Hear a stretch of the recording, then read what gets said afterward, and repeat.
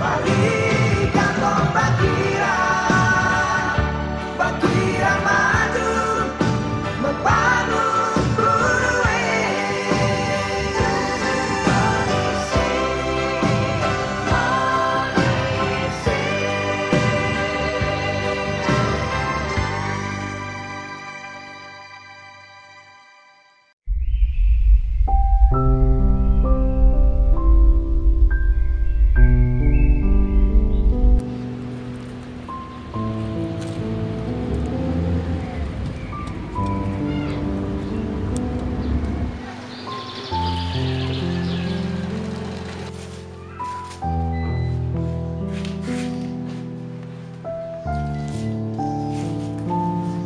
Sudah kurang lebih 20 tahun, Safiyuddin Wamnebo atau biasa disapa dengan sebutan Pak Guru Onyong melakukan aktivitasnya sebagai seorang guru kepala sekolah yang berada pada desa Persiapan Waimoli, Kecamatan Batabuan. Waktu saya bertugas di sini, tepatnya di desa Persiapan Waimoli, adalah itu permintaan dari tokoh-tokoh masyarakat yang ada di sana. Kurang lebih 3 orang pada waktu itu. Mereka berniat untuk meminta saya untuk tugas di situ, tapi sayangnya di situ tidak ada bangunan.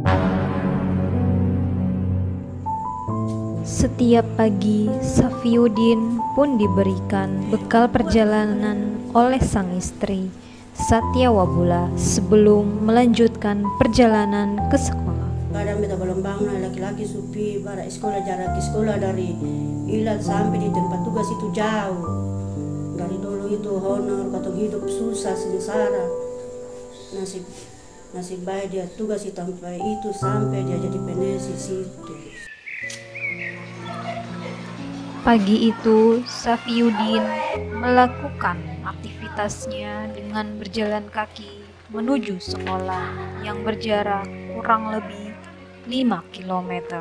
2002 dipindahkan lagi beta ke Ilat, dan 2017 dipindahkan lagi ke tempat yang sama, Waimoli, desa Persiapan tadi. Di Tanjung yang sana itu, Tanjung yang kalau ada kelihatan itu 5 km.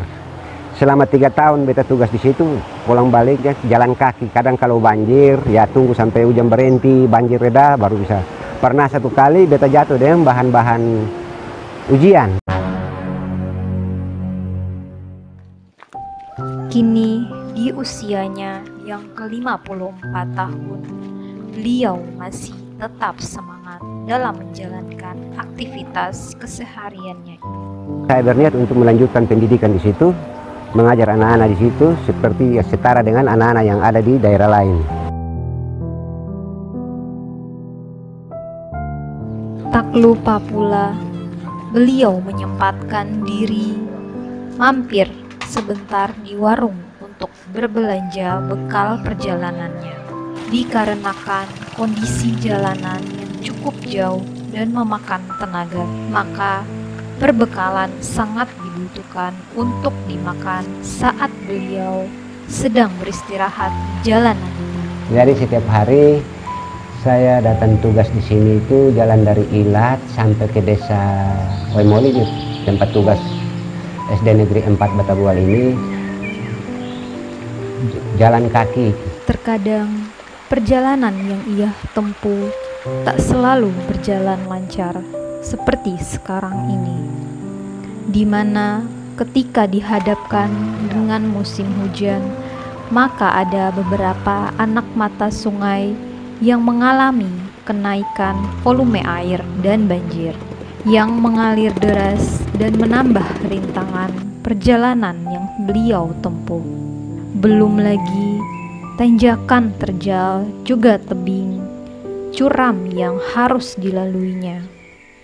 Tapi hal itu semua tidak mematahkan semangat untuk terus melakukan pengabdiannya dan memberikan ilmu yang bermanfaat bagi anak-anak didiknya.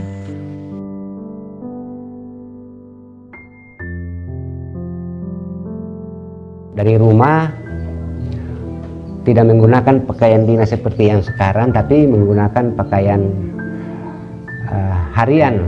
Nanti sampai di sini di kantor pakaian dinas saya pakai. Maka tak jarang jika Safiuddin harus menuju ke sekolah dengan menggunakan pakaian kebun.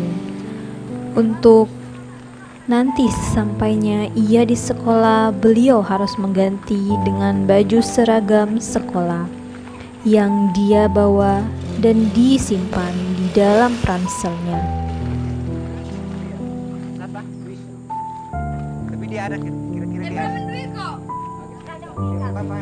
Kenapa sampai begitu? Karena jalan yang saya tempuh itu cukup jauh. Pertama itu suhu badan dia agak panas, berkeringat, kemudian ada banyak kali banjir, hujan di tengah jalan, maka tidak mengherankan teman-teman di sini juga sudah tahu kalau kepala sekolah itu datang cuma dengan celana pendek, celana pontong, baju kos biasa saja. Nah itu jadi, dan ini sudah dilakukan sudah lama, terbiasa di sini sudah lama sekali, mulai dari honor sampai jadi pegawai negeri, kemudian pegawai negeri tugasnya di Ilat, kemudian tahun 2017 oleh pemerintah daerah saya ditempatkan kembali di sini, di tempat di mana pernah beberapa puluh tahun yang lalu saya mengabdi sebagai tenaga sukarelawan, sebagai tenaga bantu, tenaga mengajar biasa, tenaga honor.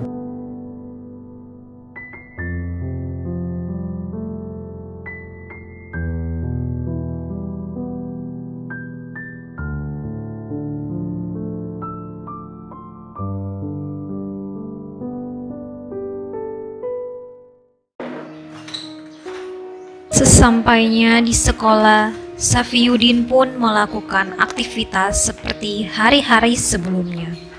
Terkadang, ingatan tentang masa lalunya muncul di mana bangunan sekolah yang sekarang ini ia dan para muridnya tempati dulunya merupakan bekas bangunan ibadah yang tidak digunakan lagi dan telah lama dibiarkan terbengkalai karena para pengelola juga jemaat tempat ibadah itu sudah pergi meninggalkan bangunan tersebut. Pada waktu itu hanya cuma ada satu buah gereja yang ditinggal oleh perusahaan. Nah, gereja itu sudah usang, kemudian saya berpikir kalau begitu kita bisa memanfaatkan gereja itu untuk bangunan tempat pendidikan. Jadi tempat ibadah tersebut kita merubah menjadi tempat ibadah untuk pendidikan kepada generasi yang ada di sana. Maka beliau dan beberapa tokoh masyarakat di kala itu berinisiatif untuk mengalihkannya menjadi sebuah bangunan tempat belajar mengajar yang ia juluki pendidikan ibadah. Jadi sekolah itu awal bukan sekolah gereja. Karena kan begitu. Gereja itu peninggalan PT Gema Sanubari, unit 1D. Terus perusahaan itu berangkat, penghuninya sudah tidak ada. Itu dulu Bapak Camat Litania. Camat bilang gereja ini bukan lagi gereja, tapi kita serahkan untuk Bapak Kepala Dusun mengatur salah satu buah pendidikan walaupun ini sederhana. Dia yang kita panggil dari SMP Ilat bahwa datang ke sini untuk bisa belajar di sini kalau memang bisa bersedia. Dia bilang iya beta bersedia karena di bawah juga sini ada guru. Jadi setelah bicara itu dia siap untuk datang. Kasihan juga dia datang dengan catatan sekolah itu anggap saja kandang-kandang yang belum jelas begitu. Tapi karena diperbaiki, maka terjadilah sebuah rumah pendidikan walaupun itu sementara. Nah, terus dia jalani. Dia jalani sehingga ada siswa-siswa yang juga sudah berhasil. Dari situlah yang beta mengakui bahwa dia punya kemampuan, kesadaran itu tinggi sampai sekarang. Nah, jadi dari pemilik tanpa itu beta pembapa. Beta pembapa datangnya kepala sekolah ini ke Pak Tua sendiri, datang bahwa Bapak tanpa sedikit perlu kita bikin sekolah. Bapak bilang, iya pi ukur juga, ukur akan lah, kalau bisa bikin akan pun surat ke bagaimana lah, kata untuk sekolah jangan dia begitu lah. Tak cukup sampai di situ, tantangan demi tantangan pun ia hadapi.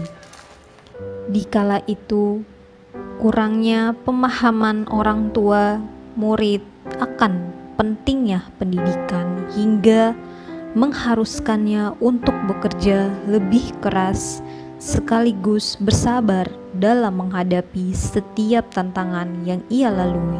Banyak yang masih belum tahu tentang apa tujuan pendidikan sebenarnya. Jadi dong seolah-olah pergi itu hanya tahu baca, tulis, hitung, tapi tidak ada berpikir ke depan. Maksudnya dari pendidikan ini bisa merubah dong punya kebiasaan berpikir, hidup ke depan itu ada di situ. Dong tahu itu, dong cuma hanya tahu tulis, baca, hitung saja. Dan itu pun kadang-kadang begini, kalau sampai di situ berhenti akan dengan sekolah itu para apa kalau sekolah sama orang si presiden suada, menteri suada, guru suada, sama-sama lah dorong pikir regenerasi itu saya pikir bahwa yang ini nanti bagaimana generasi ke depan. Dan alhamdulillah syukur dari apa yang beta sampaikan waktu itu, walaupun masih honor tapi ada yang sudah lulus dari situ jadi pegawai negeri. Nah, itu yang baru mereka mulai terangsang oleh yang bersangkutan, sehingga dari belakang sudah mulai ada generasi-generasi baru yang mulai muncul.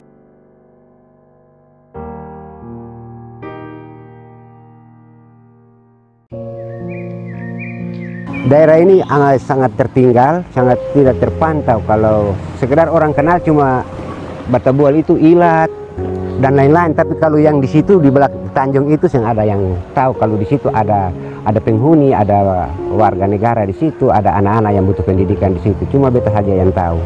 Makanya itu beta sudah senang dengan kondisi yang ada. Ada juga suku terasing yang ada di sana. Ada juga yang kalau mereka itu kalau mau sekolah, mereka dirayu-rayu, dibuju-buju.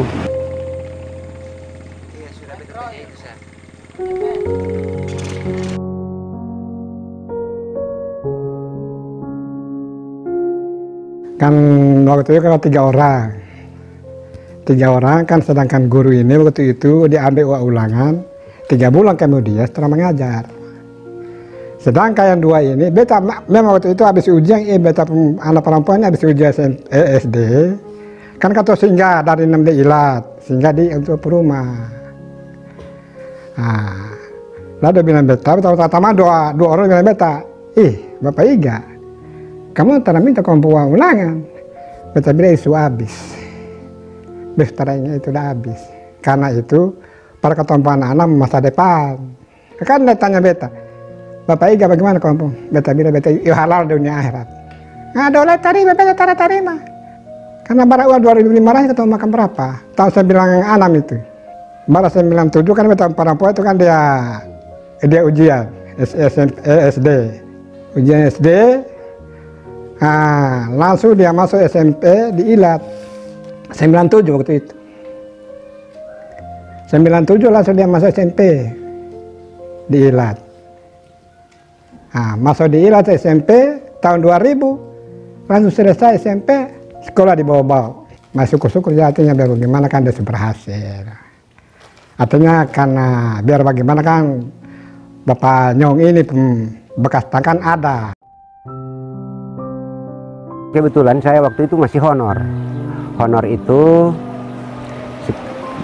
sekitar 2 tahun di situ. Karena honor, saya juga pakai tenaga honor lagi. Salah satu ibu waktu itu untuk membantu saya. Cuma sayangnya tidak bertahan lama karena kondisi pada waktu itu terjadi krismon. Lalu kita mandek di situ. Stop sampai di situ. Kemudian seiring waktu berjalan, tahun 2000 diangkat jadi pegawai negeri sipil. Nah, pada waktu itu kebetulan ada salah satu orang tenaga mengajar, masih honor juga. Lalu saya minta supaya kalau bisa bantu untuk mengajar di tempat itu. Dan terinspirasi dari tenaga honor tadi, saya berpikir bahwa kalau honor saja saya bisa pakai tenaga honor, kan sekarang saya sudah PNS, makanya sebahagian dari gaji saya hibahkan dan saya bayar kepada guru honor. Nah, pengalaman ini kira-kira berjalan tidak terlalu lama. Ada juga bantuan makanan tambahan, waktu itu PMTAS. Nah, sebahagian dari itu saya bayar untuk tenaga mengajar tadi, tenaga honor. Waktu itu honor sebelum 2000 ya ibu pernah honor sebelum 2000. Kemudian yang kita bayar dan barang, bayar dan uang itu cuma seadanya saja. Dimana kalau ada waktu PMTAS makanan tambahan, waktu itu ada kelebihannya diberikan seadanya saja, dimana dapat. Jadi tidak ditentukan berapa mau dibayar, berapa, yang penting beliau bisa mengabdi. Dan alhamdulillah syukur pada waktu itu beliau lolos dalam pengangkatan pegawai negeri sipil SD yang ini, SD Negeri 4 Kota Buah. Kalau yang ini murid juga angkatan pertama yang sekarang sudah jadi PNS dari sekolah ini juga, dan kembali mengabdi di SD Negeri 4 Kota Buah. Kebetulan pada waktu itu tidak ada guru, hanya beta dengan Bapak Kepala Sekolah. Kita berdua ini mengabdi selama beberapa bulan demi anak-anak di sini. Karena beta lihat anak-anak di sini kan banyak yang putus sekolah. Berhubung karena kasihan. Di sini kan belum ada sekolah. Justru itu kepala sekolah memanggil saya untuk mengabdi. Beliau mengatakan bahwa mengabdi di sini tidak bisa memberikan biaya, tetapi saya nekat saja karena saya mengatakan bahwa saya mengabdi untuk memberikan pengalaman yang saya miliki kepada anak-anak yang membutuhkan, yaitu anak-anak yang khususnya berada di dusun Waimoli ini. Tetapi pada waktu itu dengan keadaan kondisi yang ada pada dusun Waimoli, yaitu penghasilan, kasihan orang tua-tua di sini penghasilannya kan di kebun saja, ya. Tetapi pada waktu itu mereka kalau kasih 1.000 2.000, kasih kepada kepala sekolah kasih kepada saya ambil. Tetapi kalau tidak, saya tidak mengeluh. Hanya saja saya memberikan ilmu kepada mereka. Itu niat daripada saya. Dan pada waktu itu niat saya, mudah-mudahan Allah memberikan rahmat kepada dusun Waimoli dan kepada saya untuk membangun bagaimana anak-anak ini bisa berdiri sama dengan anak-anak yang lain. Karena anak-anak ini berhak mendapat pendidikan. Terus saya bangun komunikasi dengan pemerintah daerah, dalam hal ini pihak dinas PK. Nah, waktu itu almarhum Bapak Hakim Fatsei mengiyakan, mendukung program saya. Terus saya ditempatkan di situ dengan nama sekolah LKMD dari awal, kemudian berpindah jadi kelas jauh, kemudian jadi SD persiapan. Di SD persiapan itu pemerintah daerah membantu untuk berikan anggaran untuk membangun satu buah gedung yang rombelnya adalah 3 rombel, 1 kantor, 2 WC. Cobaan yang ia hadapi pun bukan saja dari lingkungan di mana ia mengajar di kala itu. Seringkali ia dihadapkan dengan kondisi ekonomi internal keluarga yang dimana gajinya sering kali ia bagikan untuk keluarga dan sekolah tempat ia mengajar tersebut, demi mengganti sedikit demi sedikit atap dan kondisi bangunan yang mulai rapuh termakan oleh usia juga faktor alam. Jadi perjalanan pendidikan di sini beda dengan di daerah-daerah tempat yang lain, karena kata orang selalu luput dari pantauan. Bukan berarti kata orang sembunyikan diri, tapi kata orang berupaya untuk bisa juga mandiri. Nah, alhamdulillah syukur lewat pemerintah daerah ada memberikan bantuan bangunan proyek yang 3 ruang belajar, 2 WC, 1 gudang, ditambah lagi dengan 1 kantor, ruang kepala sekolah, ruang guru. Nah, semuanya sudah ada, cuma ini kurang terawat karena memang mungkin dekat dengan tepi pantai yang mengandung banyak zat garam sehingga seng maupun apa di ini akan mudah lapuk begitu, karena sudah lama belum pernah rehat ini kantor maupun gedung yang ada. Cuma yang bangunan yang 2 itu masih baru, masih pakai waktu itu bangunan itu ada, beta masih diilat. Sementara yang kalau yang 3 ini beta bangun dari gereja beralih ke sekolah dari yang pertama itu LKMD ya, dari LKMD itu masih pakai bangunan gereja, kemudian kelas jauh masih pakai gereja juga. Setelah itu persiapan masih pakai gereja juga, persiapan itu tapi sudah persiapkan bangunan permanen ya, semi permanen. Nah, sesuai dengan jumlah siswa yang sedikit maka pemerintah menganjurkan untuk 3 bilik dulu, nanti apabila di tahun-tahun yang akan datang bisa ditambah lagi ruang sesuai dengan kebutuhan yang ada. Jadi kelas jauh, kelas persiapan itu kemudian jadilah SD Negeri 4 Batabul yang sekarang ini. Memang pertama itu SD Negeri Waimoli, tapi kemudian diganti dengan SD Negeri 4 yang operasionalnya sudah dari 2004. 17 Agustus 2004 izin operasional untuk sekolah ini keluar begitu.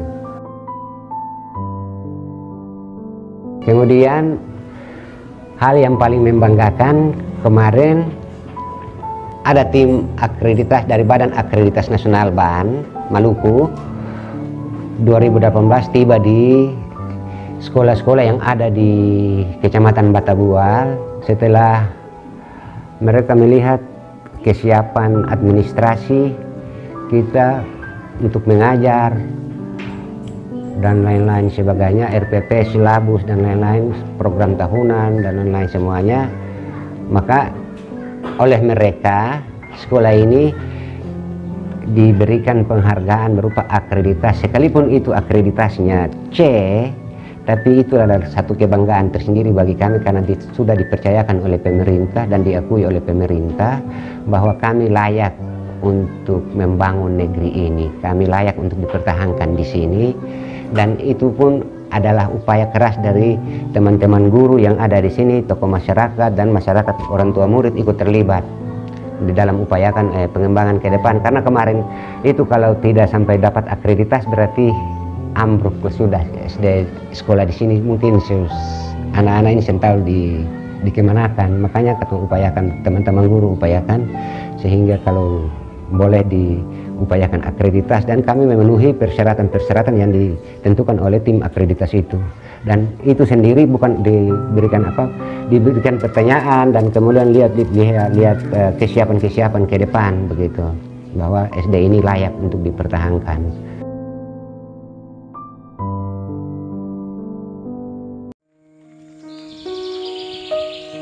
Hari pun mulai siang, menandakan Safiuddin pun harus bersiap-siap untuk balik ke rumahnya dengan menempuh medan yang sama pula. Sambil beristirahat sebentar sembari memakan bekal yang sudah ia siapkan sedari pagi tadi. Ini biasanya tempat ini dipakai untuk tempat istirahat.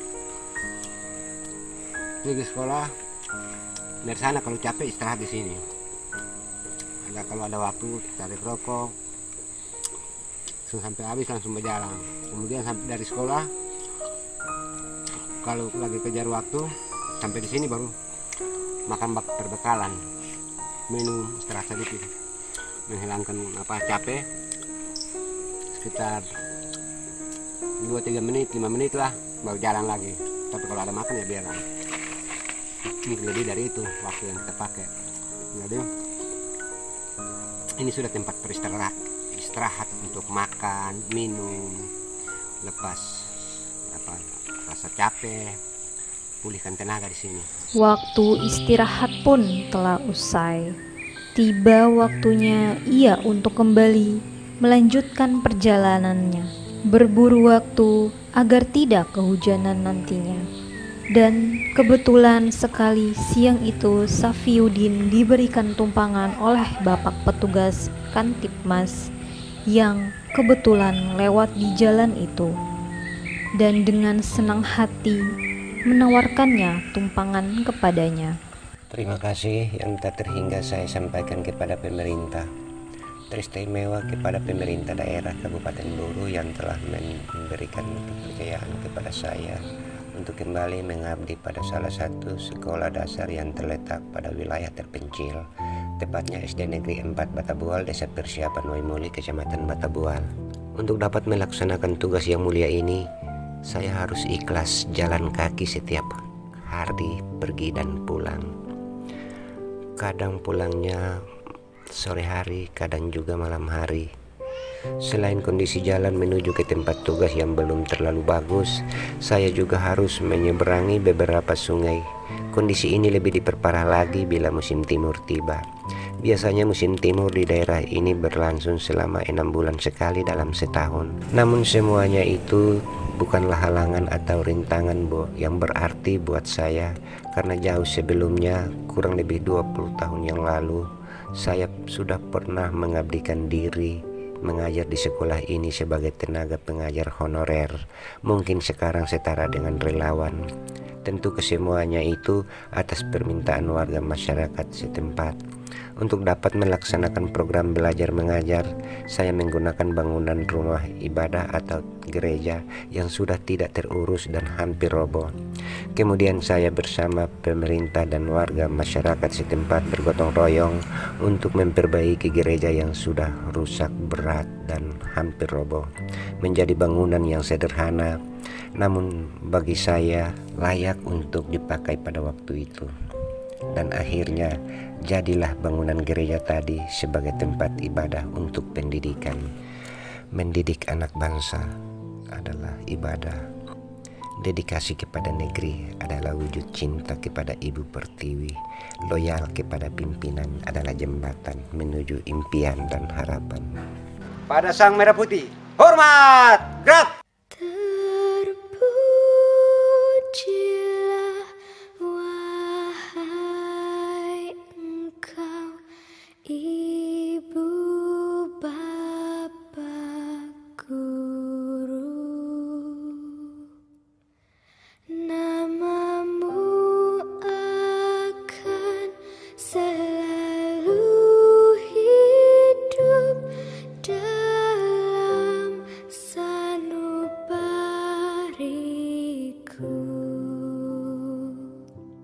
Semua baktimu akan kuukir. Beda cita-cita jadi polwan. Beda cita-cita jadi tentara. Beda cita-cita ingin menjadi dokter. Beda cita-cita jadi presiden.